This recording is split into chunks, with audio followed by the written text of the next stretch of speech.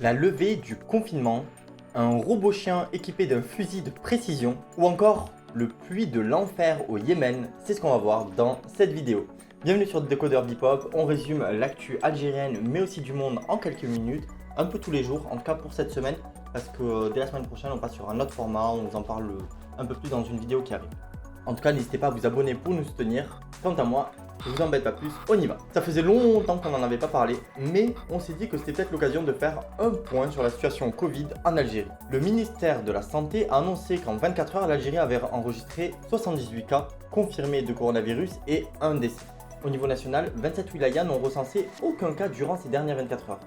18 ont enregistré moins de 10 cas, tandis que seulement 3 wilayas ont enregistré 10 cas. Ces chiffres n'ont jamais été atteints en Algérie depuis les premières semaines de la pandémie au printemps 2020. Comme on l'a dit plusieurs fois, les chiffres restent à prendre avec des pincettes bien évidemment. Mais le docteur Lies Merabet et Mohamed Beket ont déclaré que même si les chiffres de la pandémie ne reflètent pas la réalité, la situation réelle suit la même tendance. Le nombre de cas positifs et le nombre de décès ont fortement diminué.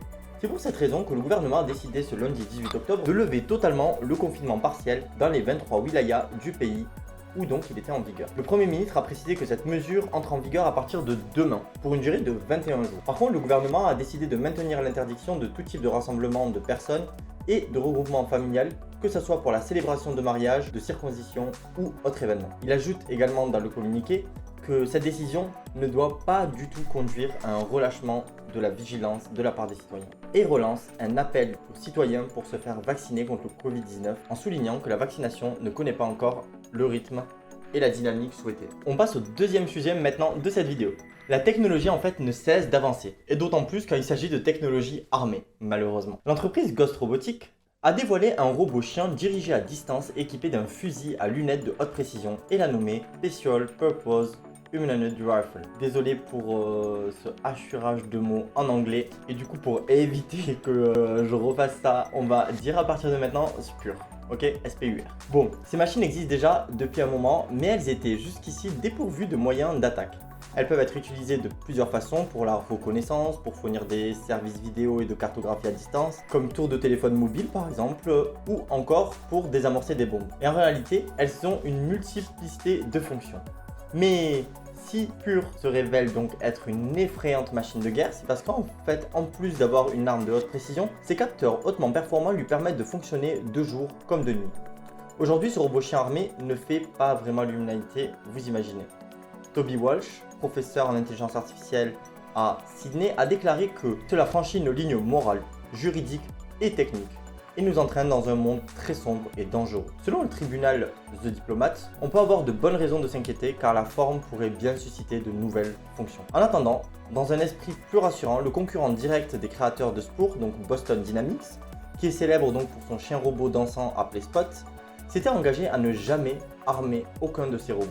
On passe directement maintenant au dernier sujet de la vidéo. En fait, c'est une merveille naturelle remplie de mystères. Il s'agit du puits de Barout, ou plus communément appelé le puits de l'enfer. Il se trouve au Yémen, dans le désert de la province d'Al-Mahra, près de la frontière avec Oman. Et ses dimensions sont impressionnantes. En fait, il s'étend sur 30 mètres de large et va jusqu'à 250 mètres de profondeur.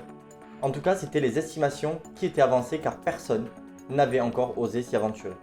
La lumière du soleil y pénètre très peu, il est difficile donc d'apercevoir quoi que ce soit depuis les bords, sauf les oiseaux qui y plongent parfois avant d'en remonter. Salah Bebhir, directeur général chargé de l'étude géologique et des ressources minérales, a tenté une exploration jusqu'à 60 mètres de profondeur. Il a déclaré que lors de leur exploration, ils avaient remarqué des choses étranges à l'intérieur et qu'ils avaient également senti une odeur bizarre, très mystérieuse. En fait, l'âge exact du trou noir est connu et suscite de nombreuses légendes et croyances. Selon les récits, il aurait été créé pour servir de prison et des mauvais esprits tels que les djinns. Une superstition avance également que ceux qui s'en rapprochent trop pourraient y être aspirés. Ces croyances sont renforcées par les odeurs nauséabondes qui se dégagent et qui lui ont valu son surnom de la porte de l'enfer. Mais très récemment, le puits donc de l'enfer a révélé ses secrets. En fait, une équipe de 10 géologues de l'Oman Cave Exploration Team, donc OCET, a mené une nouvelle expédition dans ce trou justement pour essayer d'atteindre le fond du puits. Et en réalité, le puits de Barout, qui est son véritable nom, est ce que les géologues appellent une doline.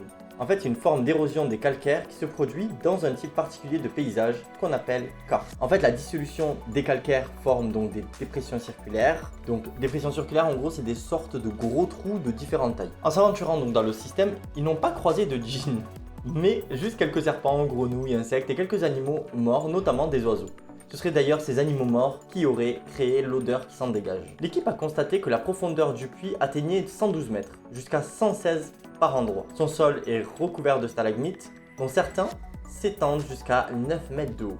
Les géologues ont aussi observé que l'eau émergeait au niveau de plusieurs trous creusés dans les parois, créant donc des mini-cascades. Des échantillons d'eau de roche et de sol et quelques animaux morts ont été prélevés pour être analysés et permettre d'en apprendre donc davantage sur ce fameux puits de l'enfer. Donc voilà, c'était la petite info insolite découverte du jour. J'espère que ça vous a plu. J'espère d'ailleurs que toute la vidéo vous a plu. Si c'est le cas, n'hésitez pas à vous abonner pour nous soutenir. Quant à moi, je vous dis à demain. Ciao!